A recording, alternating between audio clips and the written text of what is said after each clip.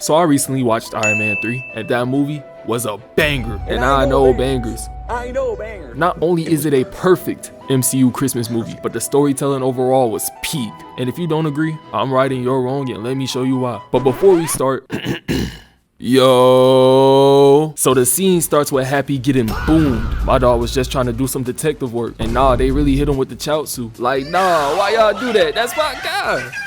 So my goat Tony finds out that his best friend almost got packed up and immediately got to standing on business. Because this entire movie, the Mandarin and his men have been moving like absolute terrorists. Now in front of a live audience, in front of millions of people, and in front of his ops, Tony tells the Mandarin that he wants smoke and to pull up. And at first I'm like, that's what I'm talking about. That's why he's the MVP. That's why he's the GOAT. The GOAT. But then this nigga drops his addy in front of the entire world. And I already knew my goat was cooked. You're the richest, no wealthiest celebrity in the verse. Marvel's version of Bruce Wayne. And you really thought it was a great idea to drop the low. See, this is what they mean by stupid rich. Cause these niggas really be so dumb. Then Mandarin really heard Tony talking shit and took that personally. As we see the very next day, Tony's whole crib gets boomed. They didn't even care that his shawty was in there. Nah, I'm sick. After getting his shawty to safety, Iron Man starts fighting back against the attack choppers. We see him cooking, blasting this one out of the sky. But as it starts falling, it heads straight towards him. And this is the face of a nigga who knows he's cooked. No, he was in there rethinking every decision leading up to this. Now, after barely surviving that assault, Jarvis forces Tony to retreat. And we see that my dog ended up in Tennessee as he crash lands in the snow. Now, this part of the movie I really like because while it's Christmas time and Tony separated from the wifey, he's also stuck with this broken ass suit. And we really get to see my goat make a 3-1 comeback. Right here, he meets young Harley, who tells him that the world thinks he's dead. And I'm not gonna lie, that's crazy. How you gonna call the nigga out in front of the world only to get cooked at your crib? Not to mention it was on live television. They caught the whole thing in 4K. Now we cut to Killian Ulrich, who was by far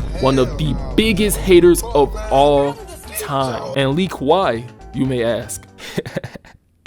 I'm gonna tell you. Because this nigga Tony's an asshole. Really told bro that they were locked in and to meet him on the top of the roof at a party, only to never show. Nah, this is why you never meet your heroes. Now Killian's working for the Mandarin and he throws him the biggest lob in MCU history, telling everyone that when he shows up, not to touch, look, or even breathe next to the Mandarin, or you gonna die. Like, damn, nigga, you gonna kill me cause I looked? We cut to Tony, who's having anxiety, and this is how some of y'all be moving when it comes to the huzz. Niggas will have some fine shit, ask them their names, and be in that bitch stuttering like,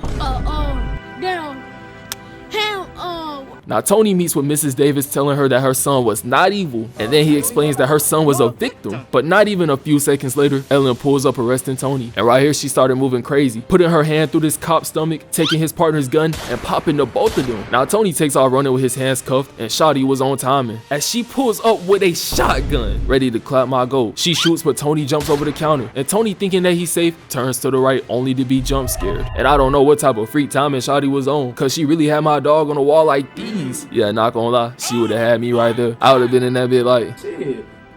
Is you gonna suck my you know what I'm saying? I'm trying to go crazy. Is you gonna as she walks him and then gets to cooking, slamming my goat on the table and absolutely trolling him. They both roll over the counter as Ellen dances with Tony, pinning him against the wall and smiling. And at this point, I don't believe for a second that she doesn't know what she's doing. Like, it ain't no telling how many other niggas she's clapped using these methods. She tries exploding, but Tony jumps off the counter, sliding over the necks and choking her. And y'all, tell me why she starts smiling. Like she's actually enjoying this. Then you really got niggas like Dr. Umar telling us not to mess with the bunnies. Like, is you blind, my nigga? Look at how they moving. Tony uses her heat to break the cuffs, then kicks some oil which lights the room on fire. She comes through the fire and it's like, really nigga? Is that your best move? But Tony already knew that she was cooked. Tell him, bring me my money. You know what I'm saying? Then the microwave explodes, clapping Shotty and leaving her in the power line like these. Now right when Iron Man thought he could breathe, he was back on the ropes again. As we see Cold Blood over here moving like Draymond Green, an absolute menace, knocking down the water tower in an attempt to body Tony. But obviously my goat has that Batman plot armor.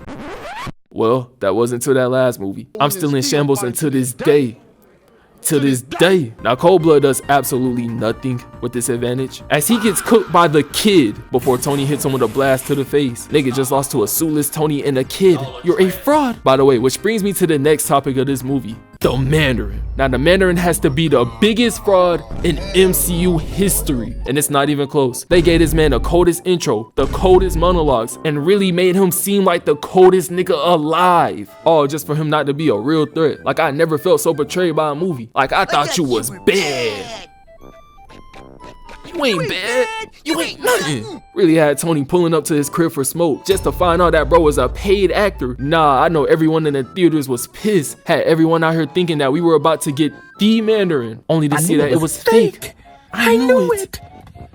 I knew it. Apparently, Killian was actually behind this whole ordeal, orchestrating from the shadows, and it was all because he wanted to take over the US government. We then see that Cold Blood has returned from the dead, knocking Tony out and kidnapping him. He wakes up to see that his ex was an op and that she also got Pepper kidnapped. Then we see Killian yapping about his backstory and his evil plans. You remember when you left me on that roof? Well, you took my pride, so now I'ma take your girl. No, let him go. Shut your lame ass up.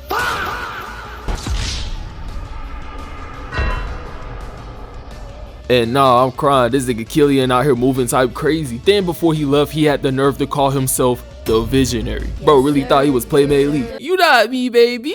So Rhodey somehow manages to get kidnapped too. And I just want to say, that Iron Patriot suit is peak. Like, nah, they really cook with that hoe. So Tony gets a bit of his suit and starts cooking. Blasting Buddy right here, only to do off-brand Shawn Michaels the worst way. He really said, you not Shawn Michaels. Karate chop. No, bro was seeing straight rings. Then he hits him with the Sparta kick, knocking him down too. The rest of the guards pull up for smoke, but Tony was out here moving different, as he reverses before landing next to the guards. And I ain't gonna lie, that feel kinda clean. He rocks this one, weave, blasting the next one before reversing into this one and stepping on his toes. And man, I'm already knowing that bit hurt like crazy. Man, when somebody stepped on my foot at football practice, I would let out the craziest Tom and Jerry scream. So I don't even want to know what an iron boot feels like. He forces this one to pop his partner before boosting backwards, knocking this one out and tossing him. He then ups to that Buddy right here, but he wanted no smoke and ends up running away. I ain't like this job anyways. And to wrap this scene up, Rhodey's suit gets stolen by Cold Blood, so they press the quote-unquote Mandarin for more info, and he got to snitching immediately. Like, bro was a bigger sellout than Warner Bros. So real quick, I just want to take a moment to glaze the Iron Patriot suit. It's one of the coolest looking suits I've ever seen. Like, when Cold Blood took it and started bodying everyone on the plane, I couldn't help but think, damn, that shit kind of wrong. But that bit look kind of clean. He was on that plane moving like a menace with that suit. I'm talking about he was toting straps and all. Easily one of my favorite suits in the whole franchise. Also, another part I really like about the plane scene is when Cold Blood blew a hole in the plane and Tony just murked him on the spot. And that's what I'm talking about, Tony. Ain't nobody got time for that. That's how you get your get back for your mans. I also really like how he somehow managed to save 13 people who fell out this plane. Like, I'm not even gonna question how he successfully did this. But yeah, that's enough yapping. It's time for the final battle. Yo, drop that bit. Merry Christmas, buddy. Now, I have no other words for this final battle other than absolute cinema. We had every suit Tony ever made pulling up for smoke. And the pull-up was so elite, especially when Stark hit him with the take him to church. Like, okay, Stark, that's how you feeling? Had this one pulling up and disassembling himself, only for the combo and to come right back together. But I'll be lying if I said it was all sunshine and rainbows, because this one gets ripped apart, and when it takes off flying, it crashes and explodes. Then this next one gets hit just as bad, as it was trying to get away but had 3 soldiers on top of it. Out here moving like niggas when it come to Sydney Sweeney. Now its head gets torn off and it crashes, creating a boom. And this almost went terrible, because Pepper's tied up and she almost gets nuked in the process. Like, this battle is straight mayhem. Now my GOAT gets his suit back and he's ready to find his wifey. But before we get there, I just need to show y'all this great example of good execution. Cause this one right here hits a ground and pound, rocks him before setting up the slam. And nah, they was out here looking like prime Kobe and Shaq. So Tony finds Pepper, who's now trapped from the explosion, and he's trying to save her life. But here comes Killian moving like a D1 hater, reaching through the ground for Tony's chest and playing lockdown defense. He takes the top mount and tries going for the finishing blow, but Tony's IQ kicks in, slicing off his hand, which ends up melting through the floor and sending Pepper down to another level. Now, after some elite defense from Killian's soldiers, Tony finally makes it to Pepper. And right here is where the battle gets even crazier, because Tony's suitless again and he's trying to grab Pepper, who's about to die. He tells her to let go so he can catch her, but the structure slides to the right and it was all over. Pepper begins falling,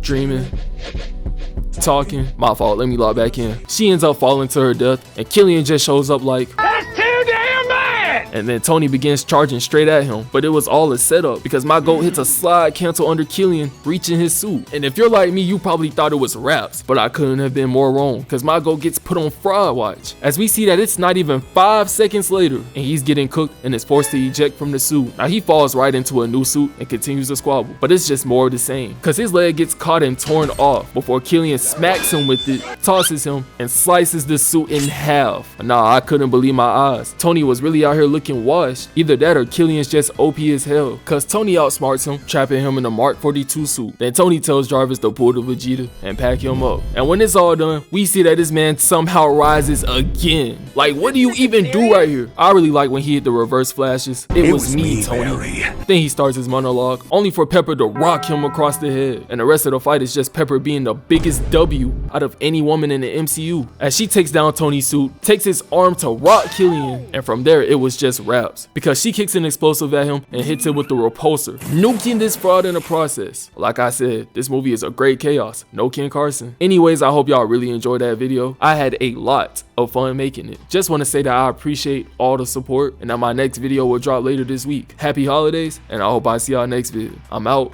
Playmate for well. We so proud of him, yeah. Did that shit again, yeah. I'm gon' proud of him, yeah. Can't go broke again, yeah. We got hella racks, yeah. We so proud of him, yeah. Did that shit again.